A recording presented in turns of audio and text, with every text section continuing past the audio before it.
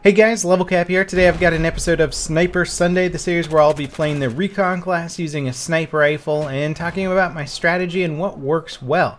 We're going to be using the M98B bolt-action sniper rifle today. I haven't really used this sniper rifle too much in BF4. It was one of my favorites in BF3, and we're going to be using it exclusively in rush games, both offensively and defensively. As you can see here, we've started on the defensive side, and I am just demoralizing the attacking team right now. If you're not quick enough as the assaulters in this map specifically, rogue transmission snipers can pick you off and really just thin out your ranks and destroy any chance you had at gaining momentum on an assault. And as much as I hate the whole concept behind head glitching, it really is the best defensive strategy as a sniper, and if you've got any sort of sloping hill that you can slowly peek over, you are in the ideal head glitch situation on any map. And if you're not really familiar with the mechanics of head glitching, it's the situation where in pretty much all modern shooters nowadays, bullets don't actually come out of the barrel of your gun. If they did, you would be shooting into a lot of objects in front of you. This is called Muzzle Awareness, I believe, in the shooter world, and it's something that people have to deal with in real life all the time. Real soldiers actually shoot into the ground or into obstacles in front of them if they're not really aware of how low their barrel is in relation to their optic. But in video games, they've decided that that would be too annoying, too aggravating to have to deal with that, so instead the bullets actually come directly out of the center of the optic, the center of your eye, if you will, as a soldier. So that allows you to just barely peek over obstacles and basically shoot people from bullets that come out of your eyes. So you're only exposing your head from the eye up. And in fact, Battlefield, it actually looks like the bullets coming out of your forehead, which allows you to just barely expose the tippy top of your forehead over the top of a hill, and you can see your opponent, and all they see is a tiny little dome. Very hard to see, very hard to shoot at. So I personally am a fan of trying to make the bullets actually come out of the barrel of the gun, dealing with the issues of hitting my bullets into objects in front of me, rather than dealing with people abusing the head glitch mechanic. Now, the M98B is a very powerful and good long-range sniper rifle in Battlefield 4. It's got a very fast bullet velocity of 650 meters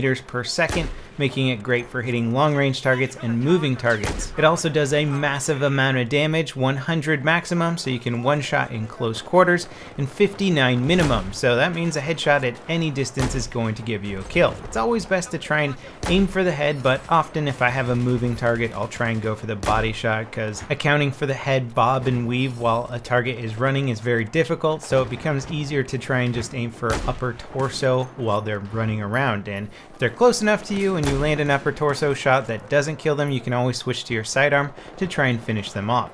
Chances are they've already been damaged, taken a small percentage of damage, and a body shot or an upper chest shot will usually finish them off anyway. Stationary targets, on the other hand, you pretty much always want to aim for the head, because at long range it's not going to one-shot them, and the rate of fire on this gun is 40 rounds per minute. It is the slowest firing bolt-action sniper rifle in the game, so if you don't kill them with your first shot and you wing them, they're going to run away, and they're going to have time to run away because you're not going to be able to put a follow-up shot downrange for a good period of time. Now, as for the setup on this bolt action, it's pretty much the same as I like to run all my bolt action sniper rifles. Most bolt actions don't really have stats that require different sorts of attachments that are going to make them better. I've got my 8x scope on here and my 14x variable zoom sight, which I actually end up using a lot at further ranges. Then we have the straight pull bolt, which allows you to follow your target and rechamber around. You don't have to take your eye off the optic. Barrel attachment is the flash hider, because I don't want to reduce my muzzle velocity with the suppressor, and the rest of the barrel attachments don't really seem worthwhile, so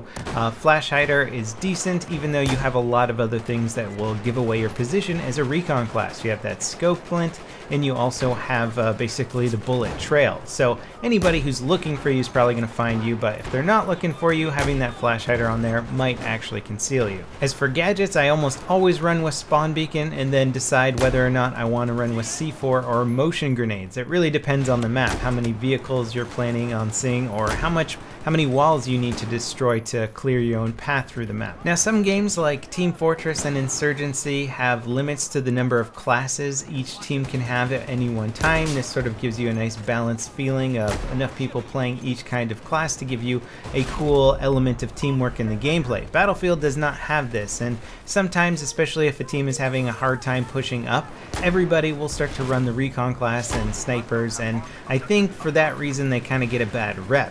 Teams don't need a lot of snipers. They only need a few to cover the important angles.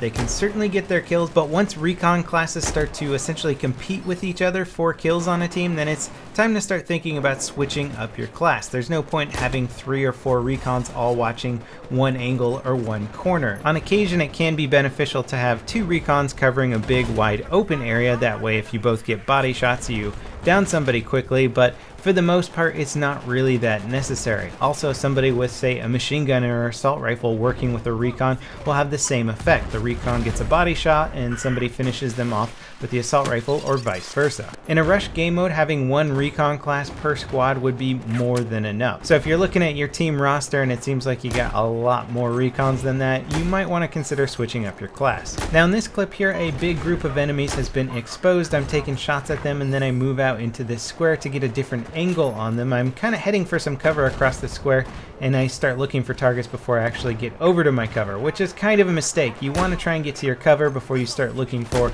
targets again, and I'm just able to jump through this hole here once somebody engages me, which was lucky. I wasn't really planning on that. As you can see, I'm running a suppressed 93R, which is a great sidearm to deal with groups of infantry in close quarters, especially when you jump into a situation you weren't really ready for. It can be a nice sidearm to have in a pinch. Now I'm on the offensive side on some Rogue Transmission, and Rogue Transmission on Rush is probably one of the best sniper maps out there. It's just nothing but extremely long range areas to engage people at. So you're going to be wanting to run that 8x sight probably most of the time, switching it over to the 14x variable zoom, which really allows you to be much more precise at those longer ranges. This specific push here down towards the radar dish is one of my favorite points because it is just so open and so exposed. There's a lot of weird little angles, and every time you move like 20 feet or so, you find some opening in the dish or below the dish, and it's going to expose some enemies that just have no idea that somebody's looking at them. So it gives a lot of nice opportune targets for somebody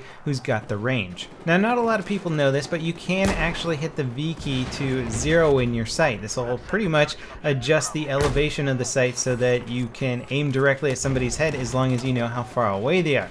You, in theory, could combine this with like a range meter or a range finder that you can attach to your weapon, and that'll give you much more precise shots. Personally, I don't really use this feature much because Battlefield is such a fast-paced kind of arcadey version of sniping that you don't really have time to start messing with the scope adjustments. You know, you really just have to kind of guesstimate how far away they are, aim a little bit above their head, take the shot. If you get a kill, then good job. If you are a little low or a little high, then you just adjust quickly and take another shot. So having the adjustment feature in the game is kind of cool, but it's a realistic feature for a very unrealistic game, and I don't imagine that too many snipers will actually use this unless you're trying to get some crazy long-range trick shot, something like 2,000 meters away. Then you might want to start considering using it, but ultimately it's just not going to be too useful. You'll notice here that I'm taking some long-range fire myself, and I start to zigzag a bit as I move down the dish. If you're a sniper, you know what's the hardest target to hit? Somebody zigzagging while they run. The animations in Battlefield certainly don't lend themselves to being able to predict somebody's movement. Overall, the M98B is a very good sniper rifle. It's got a lot of competition though.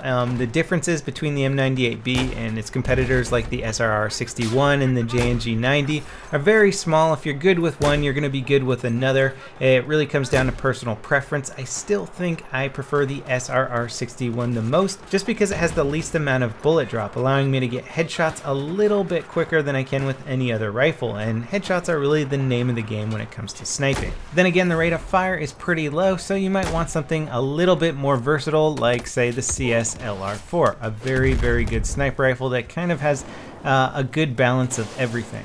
One of the really great features about playing a recon class when you're on the offensive side of a rush game is that if you're doing it right, you're probably not going to die very much, and you're going to get a lot of kills and sort of deter the enemy. So you're not hampering your team in terms of ticket count, and that's pretty much the best thing you could ask for in a rush game. I joined this round a little late, so I couldn't work my way up on the scoreboard, but as you can see, I only had 4 deaths, so that really didn't hurt my team too much at all. Anyway, that wraps it up for this episode of Sniper Sunday. Thanks for watching, guys, and I'll see you next time. This is LevelCap, signing off.